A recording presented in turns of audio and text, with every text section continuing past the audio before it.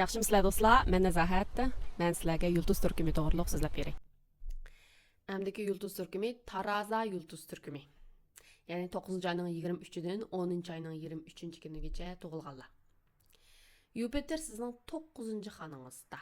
9-xona nimani ifodalaydi desak, chet el tili, yot madaniyat, yot tilga munosabatli ishlar, uzun musofirlik sayohat, yuqori ma'rif qonun, yangi soha.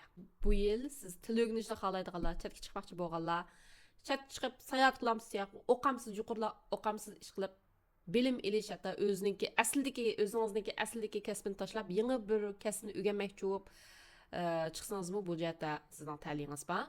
Yoki balkim siz chetga chiqmagan taqdirdami, o'sha atrofingizda yurgan, siz bilan o'xshamaydigan millatdagi, o'xshamaydigan madaniyatdagi kishilarningki turmushiga yoki shularningki tiliga deganda qiziqib qilishingiz mumkin, yoki siz xizmatingiz shuningga munosabatli bo'lib qilishi mumkin. Shunga notanishlar bilan paranglashishdan qochmang.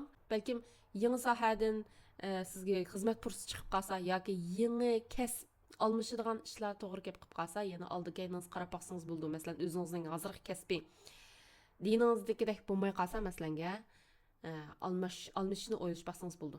Agarchi sizning qonunga munosabatli, to'xtamga munosabatli ishlaringiz bo'lsa, bu jihatdan ta'lingiz bor. Uzundan bo'yi hal bo'lmay qolayotgan ishlar bo'lsa, bu yil hal bo'lishi mumkin. Agar o'zingiz qonun sohasida ishlayotgan odam bo'lsangiz, balkim sizningki nomingiz chiqishi mumkin.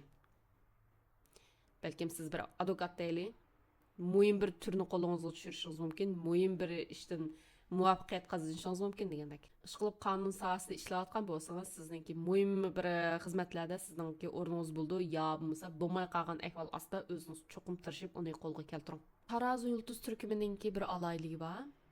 Tarazi yulduz turkumi bir narsani ishtik qaror qilmaydi. Xalqning ko'ziga qarab qoldi. Xalq men ma'ni qilsam ma qapib qolarmi, ma desam a qapib qolarmi, ma xo'shos a qapib qolarmi deganlarni bek o'ylaydi. Aqni qilsam qara qapib bo'larmi deb bek o'ylashib ketadi. Chunki tarozi yulduzning o'zi degandek, taroza degan bir narsalarni tangpung bo'lsa, hammaga barobar bo'lsa, to'g'ri bo'lsa, adil bo'lsa deb qaraydi. Shunlashqa aldirab urushmaydi tarozi yulduzliklar. Xalqning ko'ziga qaraydi, ichiga saqlab oldi.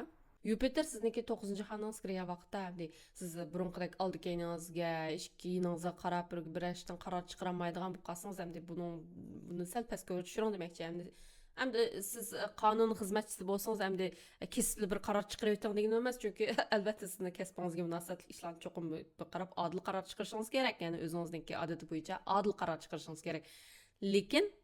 Lekin kishilik munosabatda cho'qim o'zingizningki keskinligini ifodalang demoqchi. Bu yil yuqorilab o'qishni yoki kasb almashtirib boshqa bir kasbda o'qishni, ilmiy maqola, siz tadqiqotchi bo'lsangiz, ilmiy maqola e'lon qilishni, kitob chiqarishni yoki ma'lum bir sohadagi muhim shaxsdan tadqiqotchida bilim olishni istayotgan bo'lsangiz, bu jihatda ta'lingiz bor. Fursatni chong tuting.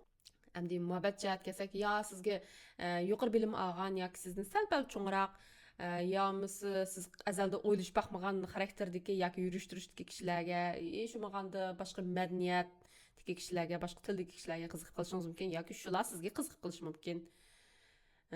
Balkim bular chet ellik bo'lishi mumkin degandek.